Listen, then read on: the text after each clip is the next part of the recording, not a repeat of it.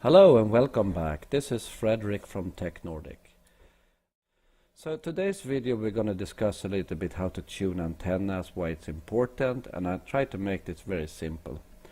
So I have some customers asking me, so what can we do? What can we do with RSA306 in terms of tuning antenna? And I tell them not very much. So in this video I will show the RSA500 series, but this is also, you can work on this with RSA600. So the idea is that you have a kind of a transmitter system. I put a TX here, and you have an antenna going up like this, very nice, and you put power in this direction over here. So there's a kind of measurement you can do. It's normally standing wave, but there's also a return loss measurement. They're the same, same math. So what you want to do is transmit power and have most of the transmitted power go out of the antenna. And we can measure this by looking at how much of the power is coming back again. And that's the return loss. So no return loss is not good, and a lot of return loss is good. And the same is for a receiver. If you have an antenna goes into your DUT here for the receiver side, you want to make sure that that antenna is set up, have the same sweet spot, as I call it.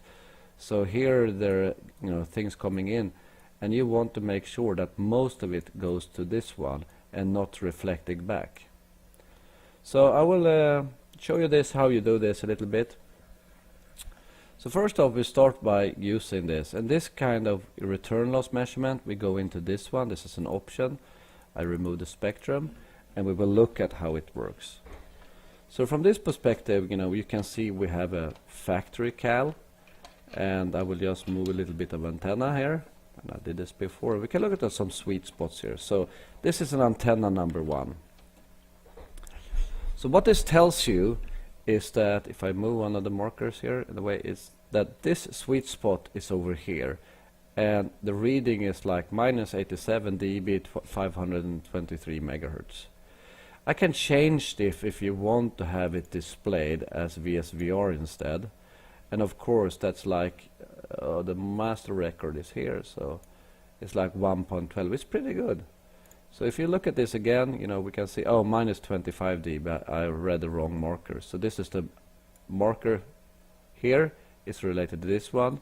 Marker over here is related to this one. My fault. So I have 2 identical antennas. So I would just change these antennas. They're not very good antennas. This is a standard Tektronix demo antenna. But if you look at this, you suddenly realize that they're not really tuned to the same frequency. So I will use this as a reference. I will take the right marker. I will put it down here. So at 523 megahertz, this is the sweet spot for this antenna. I will use this soon to generate an RF signal over the air, and then we can do some simple measurements.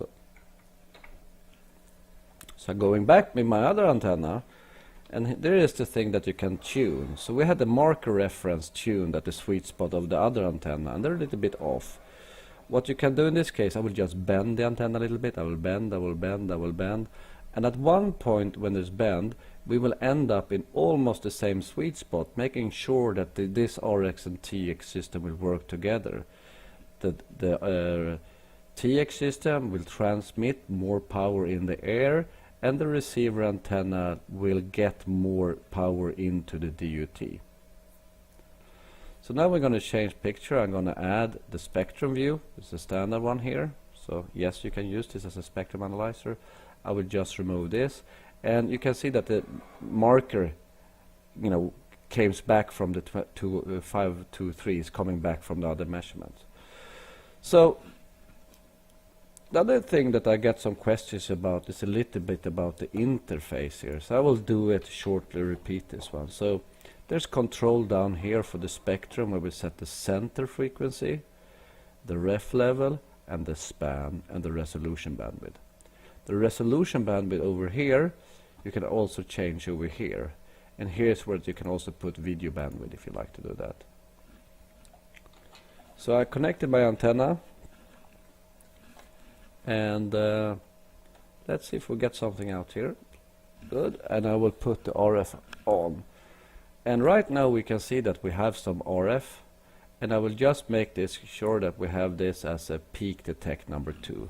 And now we will step through some frequency here, hopefully. I need to push frequency button, I'm sorry for that, and I need to go here. Now I can tune the frequency a little bit, and you will in the end see a kind of an envelope. So you can see it moving up, and we know where the sweet spot should be.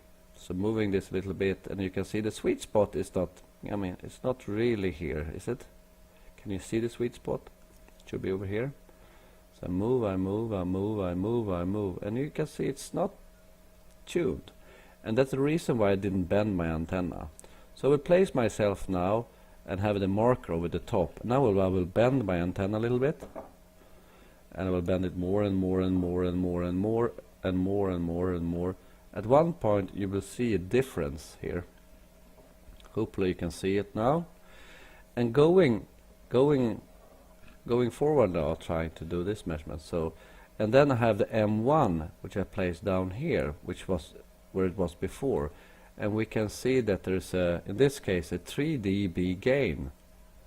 3 dB gain. So this is what it's all about in terms of sweeping. So I can sweep this now one back again, and you can see that it's a different shape. So this was a very simple tool for you to use to make sure that you have your antenna tuned, the sweet spot of your antenna is tuned to the same frequency, and they're not always tuned at the same frequency. And here is where the RSA500 really can come in to help you looking at the signal. I hope you enjoyed this short video. Find out more at Vicom's website.